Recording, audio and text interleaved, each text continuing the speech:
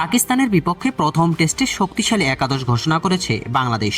দীর্ঘদিন পর আবারও মাঠে ফিরেছেন জাতীয় দলের পেসার এবাদত হোসেন। সর্বশেষ আয়ারল্যান্ডের বিপক্ষে টেস্ট ম্যাচ খেলেছিলেন তিনি।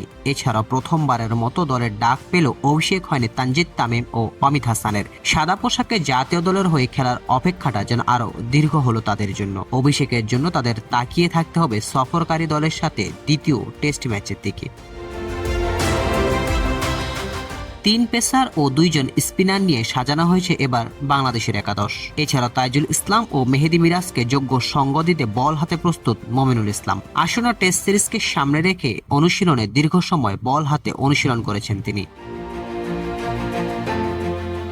পাকিস্তানের শক্তিশালী বোলিং লাইনআপকে মোকাবেলা করার জন্য এবার বাংলাদেশ দলে রয়েছে মোট 6 জন প্রসিদ্ধ ব্যাটার ও 1 জন অলরাউন্ডার। ওপেনিংয়ে সাদমান হোসেনের সঙ্গী হিসেবে থাকছেন মাহমুদুল হাসান জয়। এছাড়াও অধিনায়ক শান্তর সাথে রয়েছেন মুশফিক, লিটন ও মমিনুলরা। সফরকারীদের বিপক্ষে বাংলাদেশের পেস অ্যাটাকও অত্যন্ত শক্তিশালী। পেস ইউনিটের নেতা তাসকিনের সাথে রয়েছেন স্পিড স্টার খ্যাত নাহিদ রানা। সম্প্রতি পাকিস্তান প্রিমিয়ার লিগে খেলার অভিজ্ঞতা এই কন্ডিশনে দারুণভাবে কাজে লাগাতে পারেন তিনি। সব মিলিয়ে পাকিস্তানের বিপক্ষে জয়ের জন্য অভিজ্ঞ দল নিয়ে এবার মাঠে নেমেছে টাইগাররা। এখন দেখার অপেক্ষা 22 গজে নিজেকে কতটা মেরে ধরতে পারে লাল সবুজ প্রতিনিধি।